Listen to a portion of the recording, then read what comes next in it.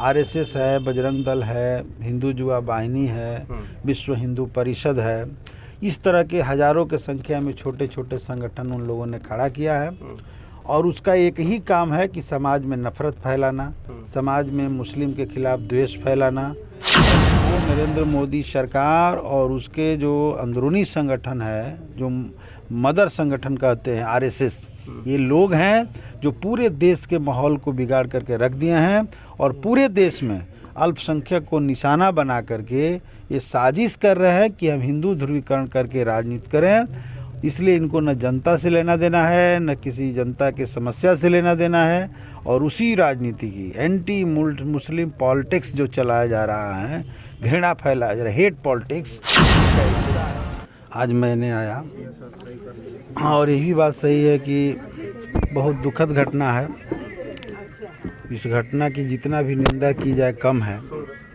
घटना के चरित्र को देखने से सीधे सीधे लग रहा है कि आज के 25-30 साल 50 साल पहले जो ज़मींदारी व्यवस्था थी, जिसमें एक मजदूर को मालिक लोग जिस तरीके से मारते थे और उसके खिलाफ हमारी पार्टी भाकपा माले गरीबों को संगठित करके उन लोगों को जवाब दिया। हम लोग देखें कि आज वो घटनाएं नहीं हो रही हैं, लेकिन उसी घटना को याद को ये ताज़ा कर दिया है। पता चला है कि सरसों का चोरी का आरोप लगा करके और एक व्यक्ति का जान ले लेना, कितना का सरसों हो सकता था। अच्छा सर, ये सरकार का जो दावा होता है कि हमारा विकास गरीबों तक पहुंच रहा है, आज के दौर में भी अगर कोई मजदूरी कर रहा है, बटाईदार रोप रहा है और उसके साथ इस तरह का अगर जुल्म हो जाए तो इसको आप लोग क्या कहेंगे? क्योंकि आप लोग गरीबों की लड़ाई लड़ते हैं, उसके बाद भी अगर इस तरह की व्यवस्था है तो क्या कहेंगे इसको? देखिए, हमारी ही पार्टी है जो बटाईदारों के हक के लिए लड़ती है, भूमिहीनों के हक के लिए लड़ती है।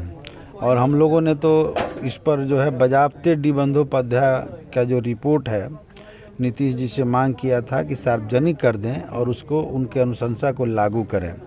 और हम लोग यहाँ तक मांग किए थे कि बिहार में डी बंदोपाध्याय ने बता दिया है कि बिहार में 21 लाख एकड़ ज़मीन जो बड़े लोगों के, दबंगों के कब्जे में है, उस ज़मीन को अगर सरकार निकालती है और निकाल करके भूमिहीनों में बांट देती है तो एक भी आदमी ज़मीन के बिना नहीं रहेगा।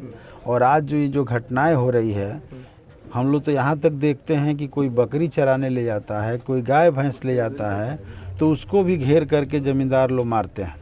तो अगर ज़मीन मिल जाए तो अपने खेत में बकरी भी चराएगा, अपने खेत में गाय भैंस भी चरा लेगा, थोड़ा सा उसको हिस्सा अगर ज़मीन मिल जाएगा तो अपना खेती भी कर लेगा। तो ये तो बहुत ज़रूरी मांग था। 3-4 दिन पहले आपने सदन में आवाज़ उठाया था नजीब कुरैशी को लेकर के, और उसके बाद फिर ये घटना हो गई। तो इसको क्या कह रहे हैं? कोई राजनीतिक है या लोगों की मानसिकता बदल चुकी है या लोग अब इंसान को इंसान समझना ही नहीं चाहते हैं?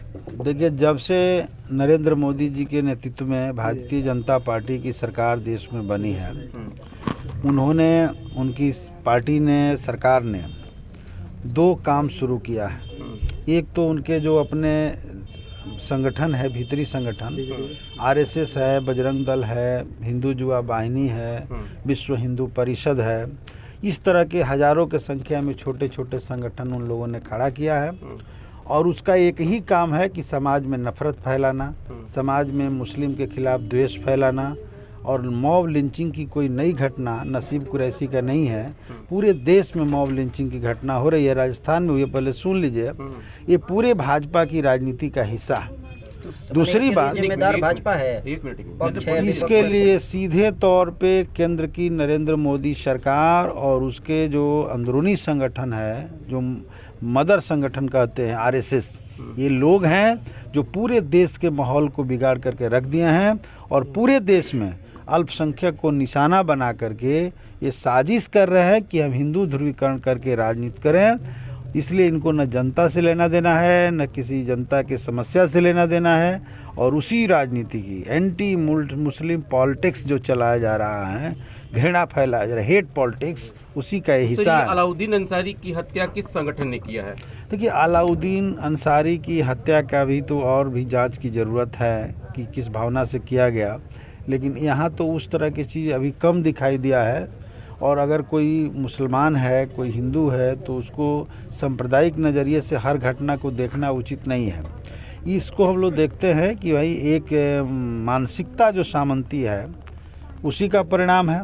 लेकिन वो जो नसीब कुरैशी की घटना है वो शुद्ध रूप से तो ठीक है, वो तो भाजपा से तार उसका जुड़ा हुआ है। संगठन की बात आपने कहा सर, इसको किस संगठन को नहीं, आपने ये उससे कौन संगठन जोड़ लोग हैं जो करके कि अलाउद्दीन अंसारी की हत्या कर दी? आप उसे जोड़ करके देखते हैं, इसलिए मैंने कहा नसीब अंसारी की बात, नसीब कुरैशी का बात आपने पूछा, इसलिए उस बात को मैंने कहा। यहाँ की घटना का भी तो हम लोग आए हैं, यहाँ जानकारी हुई है अलाउद्दीन जी की हत्या हुई है और मामूली सी छोटी सी सरसों के विवाद के लेके हुआ है।